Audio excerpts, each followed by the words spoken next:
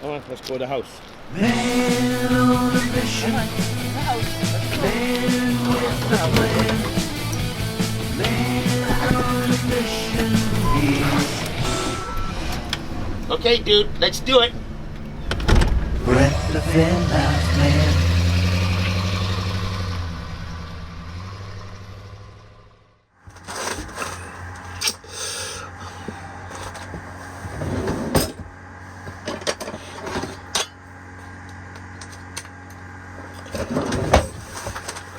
Well, hello everybody, and welcome to another episode of, oh my God, what's my life turning into? I mean, Brent's VanLife. On today's episode, on this episode,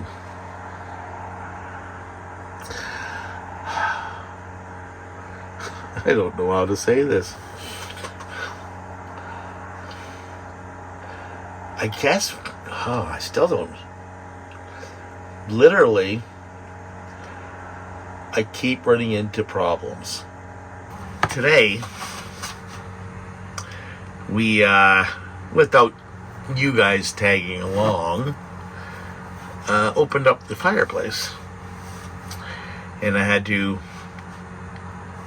I cleaned everything else. I did the thermocouple and realized it still needed to have the flame orifice cleaned. So without any videotaping, I thought I'm just going to clean it because we'll be fine. Well, fine we weren't. Turns out my furnace stopped working too. Remember my little Propex furnace under the couch? Last night I had that hooked up to a 20-pounder, thinking that I had a problem with my 5-pounder, and I woke up and I had no furnace and a red flashing light again. Our temperatures here on Vancouver Island have been dipping below 0 degrees Celsius, which is probably in the mid-20s. I'm going to guess somewhere in the low to mid-high 20s, which, living in a bus is hard to heat. Why? Well, let me show you. Look at all the chances for outside to leak inside through all the windows. And in a bedroom surrounded by them too. It wasn't bad. We were down at -6 and -8. I'll show you down here what that is in Fahrenheit. And it dropped down in here to, I believe we're at 13 or 14 degrees Celsius, which is 30, about, it's in the high 50s, mid to high 50s Fahrenheit, which is fine as if you're under your covers and it's a duvet, but once you get outside here, it's rather chilly and it takes quite a while to heat up. We got 40 square feet in here, maybe a bit more. So it takes a while for us to heat up. And the fireplace, you all know, have been giving me issues off and on since winter has hit. We've had to replace the thermocouple, clean it all, make sure everything, all the connectors were proper. We pulled it apart and did the other end of the thermocouple, and then I just did the orifice for the flame. It's working perfectly now. But the Propex I'm kind of worried about. We've tried so many different routes with it, trying to get it work. We had it hooked up to the RV tank. We ran all new lines for that. It would last until we got low pressure in the tank. When there was only a quarter left, it would not fire. I've heard that is something that happens to do with a regulator. We are on our third regulator for the tank underneath. I decided to try it on a bottle. The bottle seemed to work for a while, which is a whole different line plus a new regulator. Then I went and thought, okay, well, that seems to work. So it was a long line, so I went and bought a shorter line with a new regulator on it, and we hooked it up, and it worked fine, and then it stopped working on that one. I haven't brought the big one back out yet again, but I think what I need to do is, I think we need to pull it out, and I think we need to look inside. I have this idea from Google and all the different YouTube videos I watched. I joined a thing on Facebook, a group. I think it's the igniter, and I think what happens is over time, plus the way I drive off-road, it might be out of alignment, so we might have to readdress it. And sadly, it's a tough job. Now that we've talked about that, because I'm telling you, I don't like cold. Our next problem is this.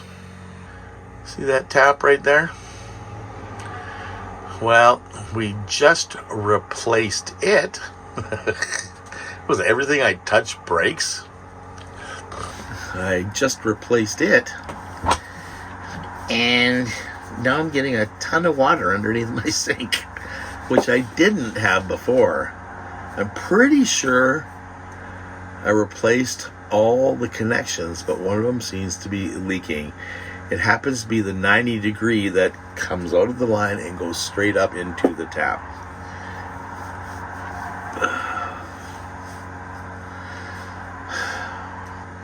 I guess we need to get to work. I was going to say, oh, you can't see this, okay? We're editing this video and we're adding more to it. We're talking with my, oh cool, this is the captain. Talking to him back in Ontario. We're cooking ourselves up some beautiful chicken. Look at that. Yummy! And it's a beautiful rainy Sunday. Right, dude? Well, you guys know me. I got to work. Just didn't pick up the darn camera. It's working really good now. There's no drips whatsoever. We're happy with that. Again, the weather has changed. Oh my goodness, we were so cold. It's still chilly. I think we're about 5 degrees. It says 8, feels like 5, especially with our moisture here on Vancouver Island. The humidity is so high that it penetrates you. Plus, I had to open up the vent to get the chicken smell and humidity out of inside the van. But this video is going to take a bit of a twist. We're going to get away from fixing and maintaining the bus to fixing me. We've had some stuff that came up, and it's time we opened up a little bit more for you great viewing crew. Let's go see what the dude has to say. Hey, little boy, are you going to tell him? Or do I have to tell him? There comes a time when we just can't, hide things. Don't necessarily hide them. There comes a time when we have to disclose things. Maybe that's more of a word. It's been something that's been coming on for a while. Y'all know that I had the old CPAP machine. Full mask. Not to mention we also have a TV in my bedroom. But it looks like we got a couple more guests. First off, oops, there's this.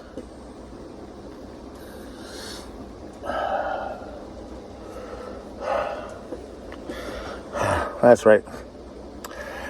They have finally got around to testing me. We went through a bunch of tests with my respirologist. It was forwarded to the oxygen clinic. The oxygen clinic finally got a hold of me last week. And he said, holy crap, dude, just standing here, you need oxygen. And I'm like, oh, really? He said, yeah. So we got one of these. This is the new oxygen daily ritual machine. That does come with a carrying case somewhere. I'm not sure where it went. It's probably under there somewhere. So I will be carrying this around me whenever I'm out doing excursions. And yeah, it's really helped. I've noticed it already. I was just working in here. I didn't have it on because I also had to install something else, which I picked up today. This is another machine very similar to the one you saw, but this one is going to help with this one, which is my CPAP machine. And the CPAP machine is working well, keeping my episodes, I believe they're called, down to a dull roar. So it did help with my sleep and my oxygen, but both times my oxygen levels were dropping way down below norms.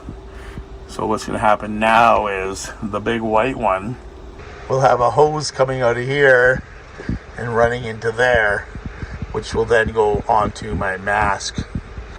And that will put pure oxygen, 99, 98 something percent, into the tube. So not only will I have forced air pumped into my lungs to keep my breathing proper, it'll also be adding oxygen to help my lungs. It turns out that my lungs suck. And you know, that's okay. At least we found what the major issue was. Didn't realize it had gone this far, but it did. So it is what it is. We did a test when I got my oxygen, and we did the test to get the oxygen. We did another test, sleeping test, one with just oxygen, one with just the CPAP. They failed both, so the big one is going to be helping my CPAP machine.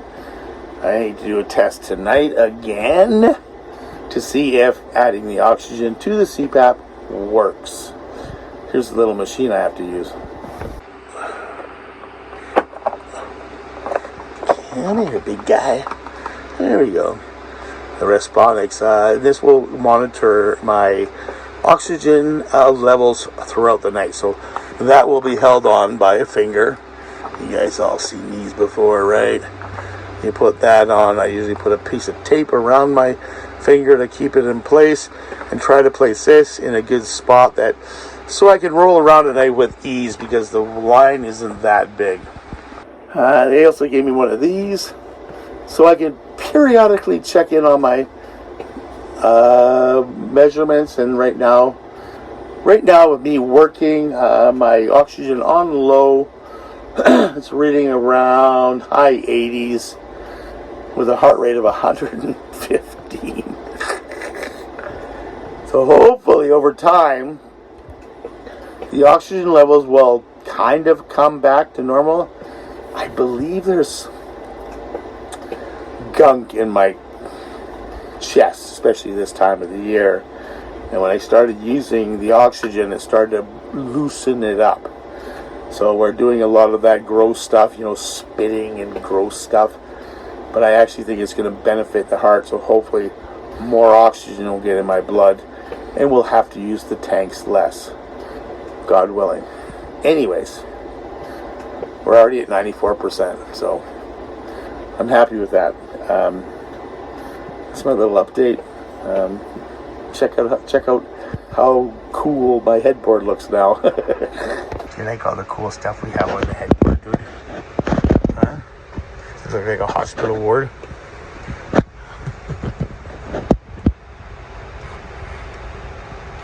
Oh, the golden years. Anyways, let Let me know what you think in the comments. If you're on the same kind of crap I am, tell me how much it improved your life. Yeah, it's going to be a little bit get used to, but I'm really hoping it will advance my adventures. Until the next adventure, thanks